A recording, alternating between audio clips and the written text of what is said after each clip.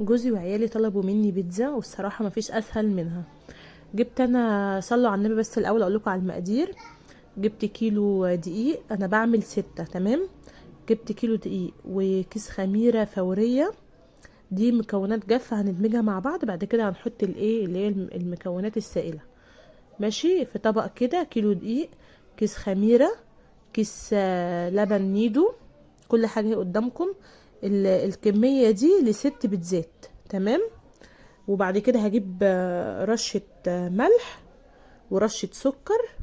هي رشة بسيطة يعني. كل ده على كيلو واحد تمام. وهحط برضو الملح. عندك بقى، عندك زعتر، عندك نوع توابل بتحبيه. عندك يعني لو عندك مثلا روزماري او انواع اعشاب عطريه عندك حطيها بتبقى طعمها حلو. انا عندي زعتر وحطيته دمجتهم مع بعض كويس جدا عشان الخميره تبقى معايا حلوه. بس هحط كده قد مثلا معلقتين زيت كبار تمام. وبعد كده هحط علبه زبادي بلدي من غير اي حاجه، من غير سكر ولا اي حاجه. علبه زبادي بلدي هي عاديه خالص من اللبان تمام. مش ما تكونش طبعا في التلاجة، تكون بره التلاجة. وهحط عليهم هجيب برضو المية دي انا غلياها مية مغلية دافية. غليتها وسبتها تدفى شوية وحطيتها. انا احط واعجن. المهم هي خدت مني قد كوباية مية، كوباية كبيرة، كوباية مية كبيرة دافية. عجنتها، بصوا بقت بالقوام ده. كده يعني تدوسوا عليها كده بتبقى يعني عاملة زي اللبان بالظبط. قوامها عامل زي اللبان. طبعا عجنتها كويس جدا، اخدت معايا مثلا يجي مثلا ربع ساعة عجن.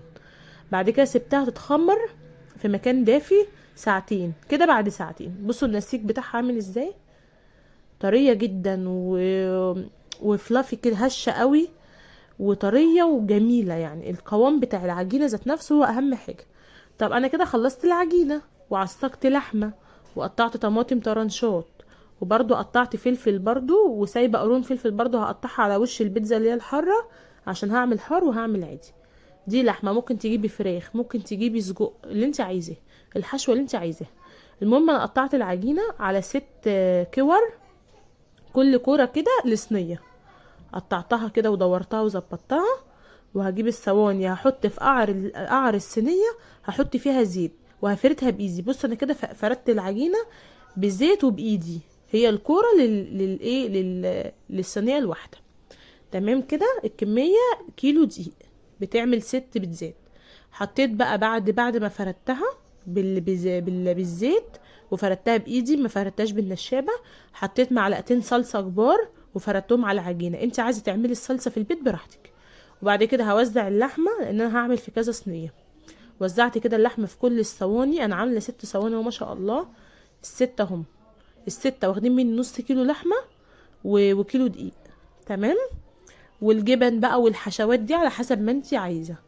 عايزه تجيبي حشوات، عايزه تحطي، مش عايزه براحتك. انا بحب احط طماطم وفلفل عشان يزود القيمه الغذائيه للبيتزا.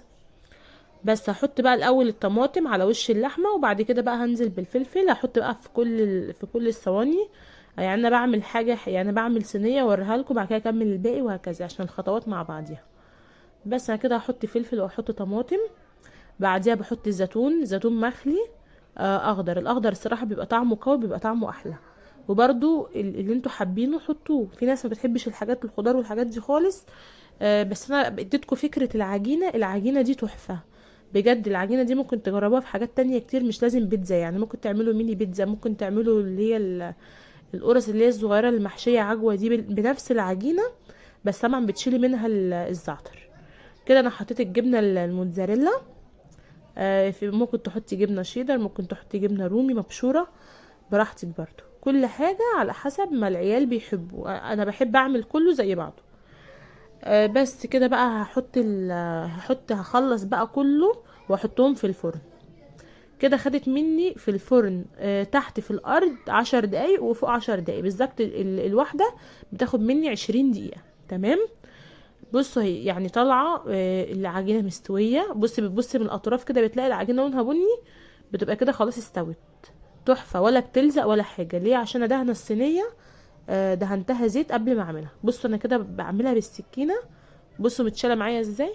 دي لسه طالعه دي حالا، متشاله معايا وزي الفل، ولا لازقه ولا اي حاجه. كده بعد ما قطعتها وطلعت قطعه، هوريكم برضو ان انا بعد ما بطلع القطعه الارضيه بتاعه الصينيه ما فيهاش اي حاجه لازقه نهائي. بصوا اهي، ليه؟ عشان حاطه ماده دهنيه والعجينه كويسه وملمومه في بعضها وحلوه.